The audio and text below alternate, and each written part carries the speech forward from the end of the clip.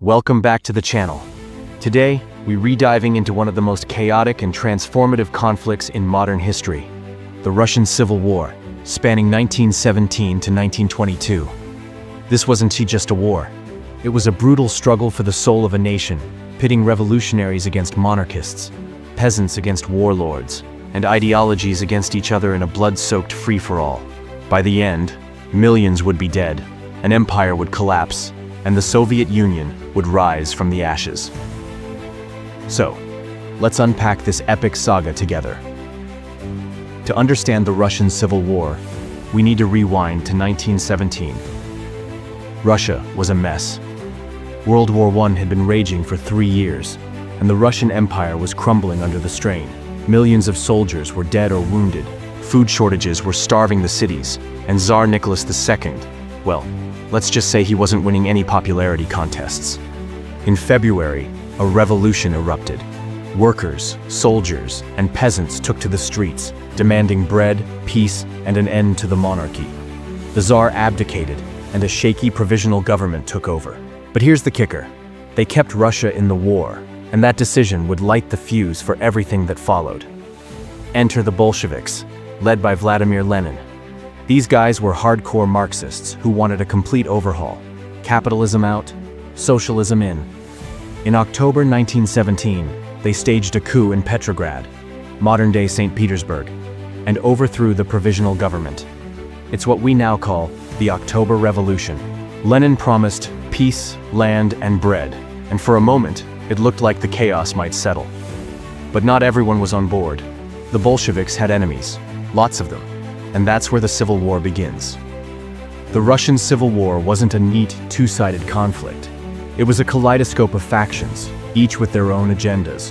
On one side, you had the Reds, the Bolsheviks and their Red Army, fighting for a communist future. On the other, the Whites, a loose coalition of monarchists, liberals, and anti-Bolshevik socialists who wanted to crush the Reds and restore some version of the old order.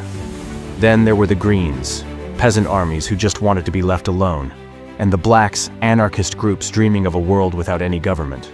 Oh, and let's not forget the foreign powers, Britain, France, the US, Japan, and others, who sent troops to meddle in the chaos, hoping to stop communism in its tracks.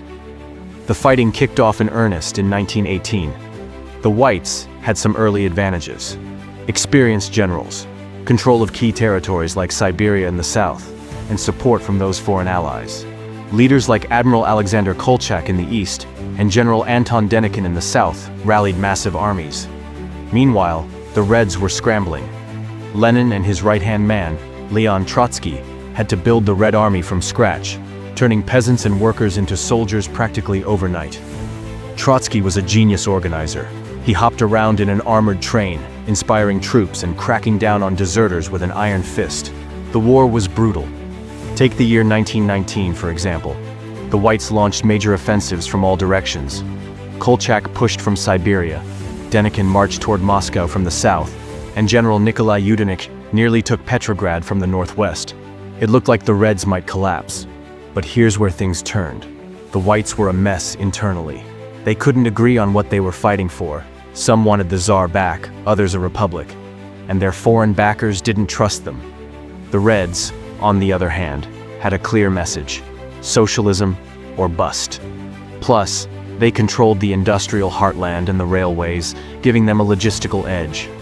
By 1920, the tide shifted. The Red Army smashed Kolchak's forces in Siberia. He was captured and executed that year. Denikin's campaign stalled, and he fled into exile. Yudenich's attack fizzled out. One by one, the White armies crumbled. But the war wasn't just Reds versus Whites.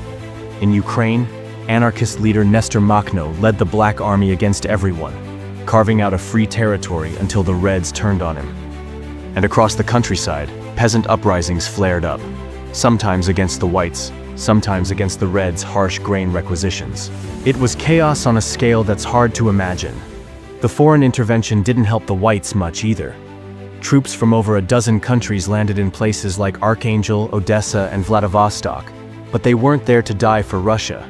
They were half-hearted, war-weary, and pulled out by 1920. Meanwhile, the Reds leaned into war communism, seizing food, nationalizing industries and centralizing power to keep their war machine running. It was ruthless, and it alienated a lot of people, but it worked. By late 1920, the Whites were on their last legs. The final major front collapsed in Crimea, where General Pyotr Wrangel made a stand. The Reds stormed in, and Wrangel evacuated with what was left of his forces. Officially, the war wound down by 1922, though skirmishes dragged on in the Far East. The Bolsheviks had won, but at a horrific cost. Estimates say 7 to 12 million people died, some from fighting, others from famine, disease, and the Red Terror, where the Bolsheviks executed tens of thousands of class enemies. What did it all mean? The Russian Civil War wasn't just a power struggle, it reshaped the world. The Bolshevik victory birthed the Soviet Union, a communist state that would dominate the 20th century. The old Tsarist elite were gone, executed, exiled, or broken. But the war also left scars, a shattered economy, a traumatized population, and a precedent for brutal authoritarianism. Lenin's dream of a worker's paradise came with a price tag written in blood. And here's a wild footnote. The war's echoes reached beyond Russia.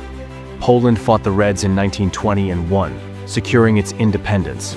New nations like Finland and the Baltic states broke free from the wreckage of the empire.